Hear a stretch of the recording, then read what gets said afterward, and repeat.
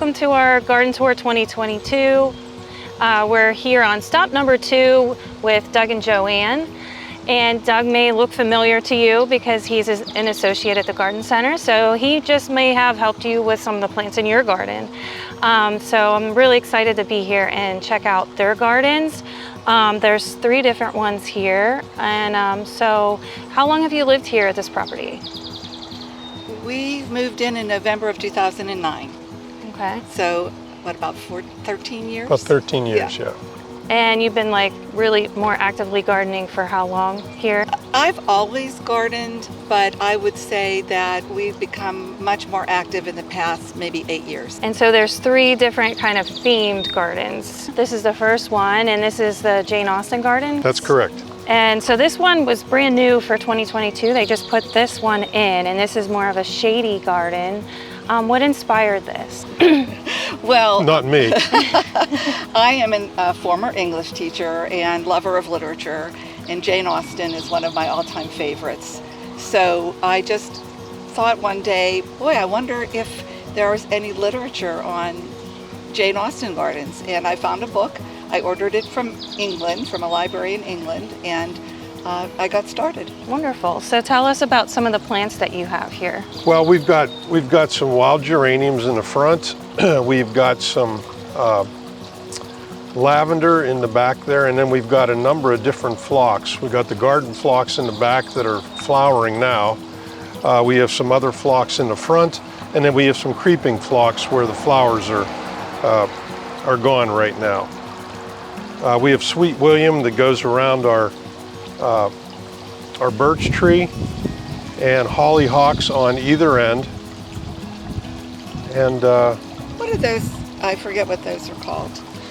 Of the ladies' mantle? Ladies' mantle. That's what they are. Ladies' mantle. Thank you. And then we have some Jacob's ladder also. Jacob's ladder, yeah. And a bleeding heart that looks like it's bled to death right now. So It's probably done for the season. It'll come back next year. that's what I think too. Yeah, I think they take a break. Yep.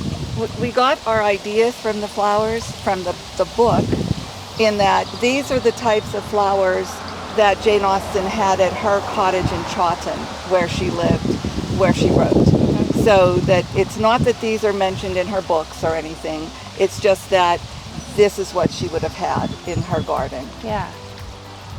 Awesome. Oh, tell me about the garden art pieces. I learned how to make them in my garden club, the Township Garden Club, full of great people. And what you do is you look for pieces of china that you think would go together and make a beautiful flower. These are really special to me because the 3 in this garden all have a centerpiece that was my grandmother's china. Mm. So I took these three pieces, and I found other pieces that went with them, and made the flowers. They can either be put on a piece of copper tubing, or this one actually has a bent spoon in the back to hold it in place, and it has a vase as a center. And I had all of these, but I did find this at a store.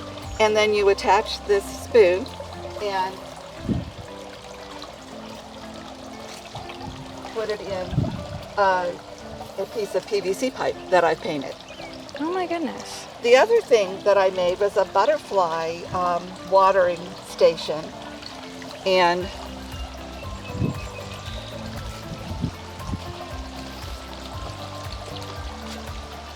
this is a cup and saucer that I got at an auction, and then I just found a butterfly and attached it, and added. I thought they went well with it. They are gorgeous. Okay, now we moved over to the second section of the landscape that we're going to visit, and this is the Shakespeare garden. This is a more established garden than the Jane Austen that we were just at, which was brand new, put in this year. So this is more established. You'll see that. How many years ago did you put this one in? I would say about 9 years ago.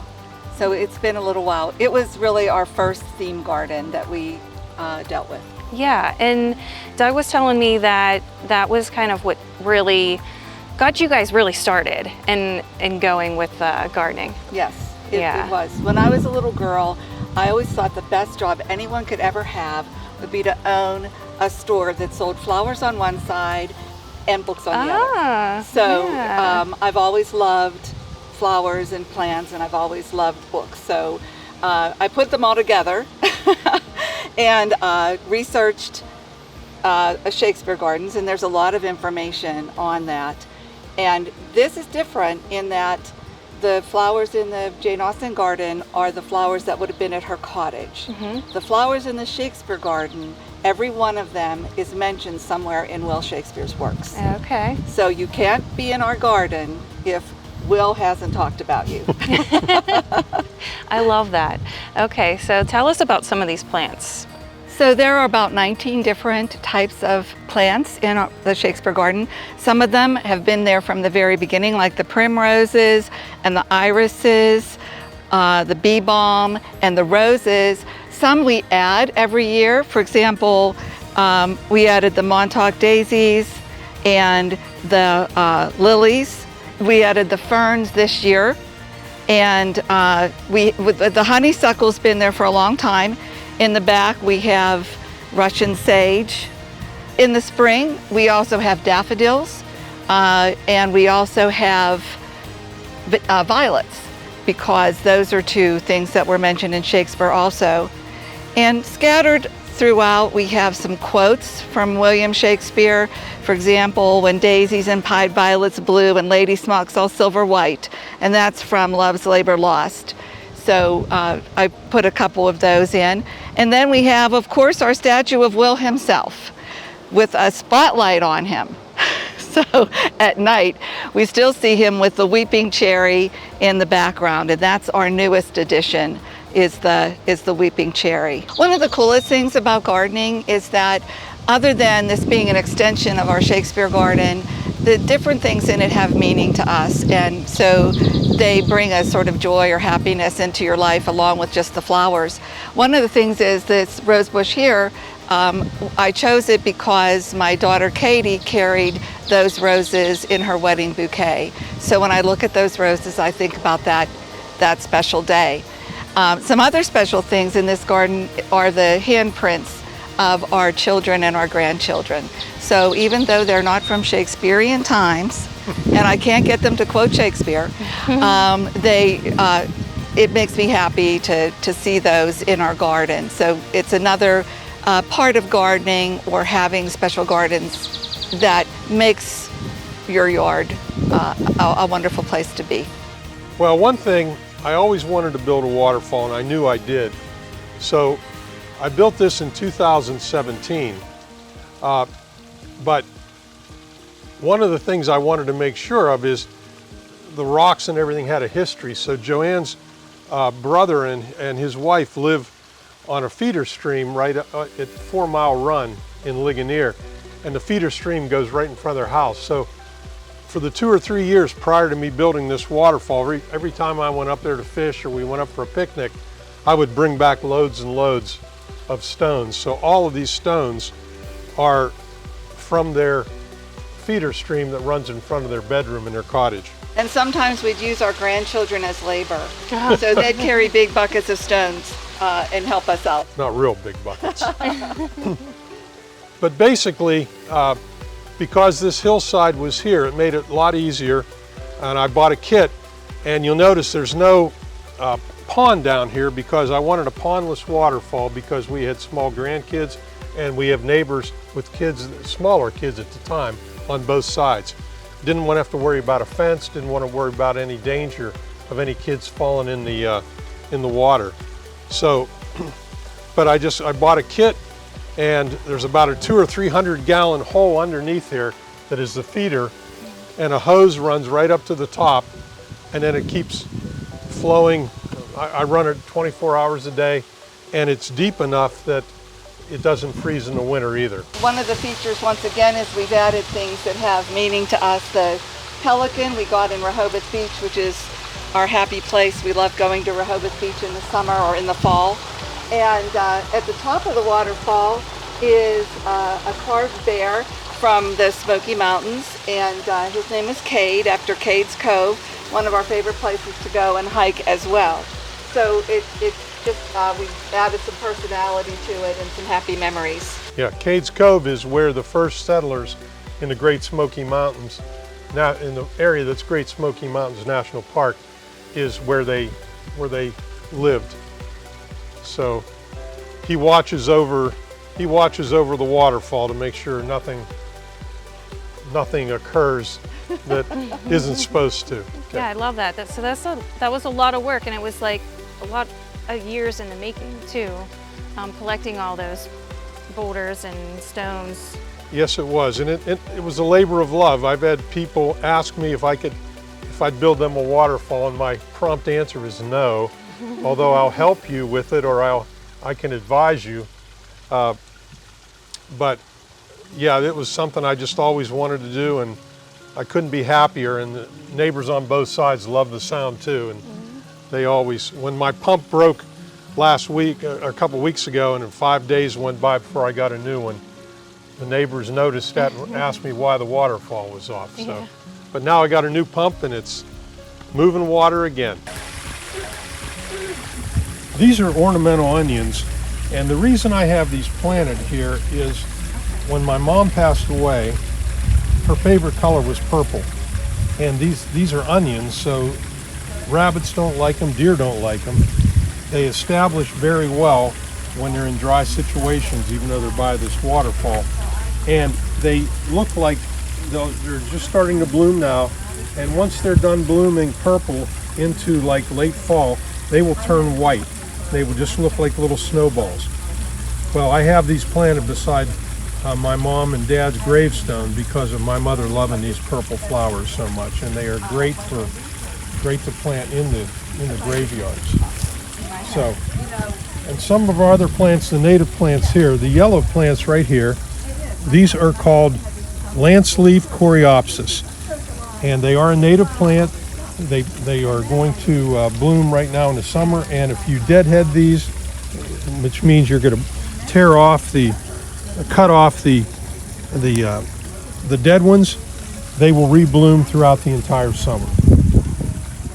And right beside these, you'll see another onion plant. This is called nodding onion, and this is a native plant, and the bees love these.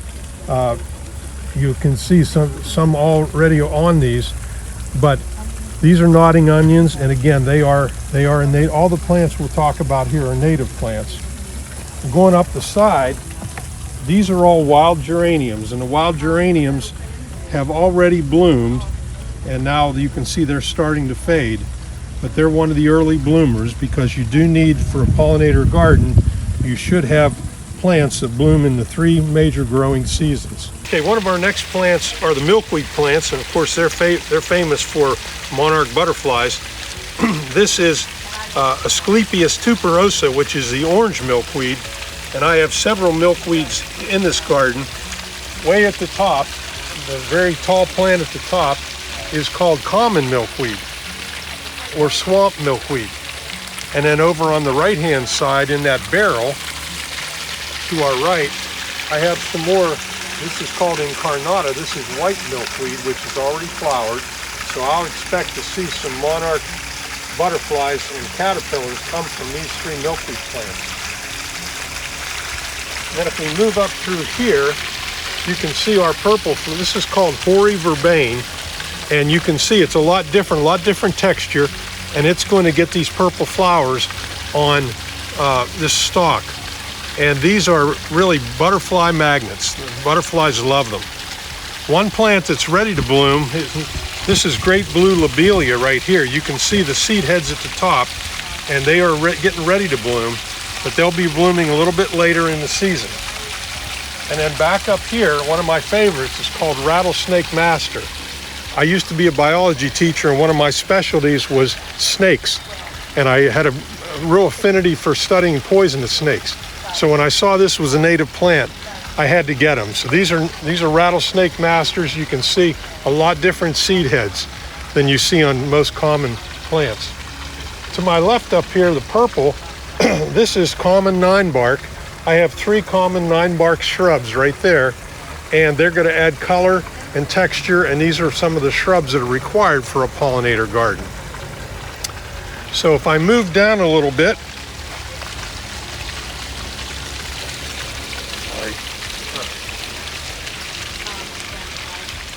here's one of the later season bloomers. This is called showy goldenrod. It'll be one of the fall bloomers, and a lot of the monarchs and other butterflies that make migrations feed on these, and they're very heavy in nectar. And then right over here, the ones that are profusely blooming, these are called false sunflowers. And these are one of the ones that'll bloom all during the summer. And again, they will attract all kind of animals, all kind of, not just bees, but right here you can see a spent flower. You'll get goldfinches and other birds that come in and feed on these. That's why we don't cut any of these down. One of the things about a pollinator garden is you leave everything and don't cut it down till the spring, and that allows plants and animals to live in here during the winter. I was just curious, I mean, you have a lot that you've implemented and learned over the years. Is there anything else that you're looking to do in the future? Any future gardening goals? Well, I'm sort of planning on expanding the pollinator garden a little bit more, but Joanne has told me for this year we've expanded to the limit to where we're going to probably halt for this year. Yeah. And I would like to add a little more to the Jane Austen garden.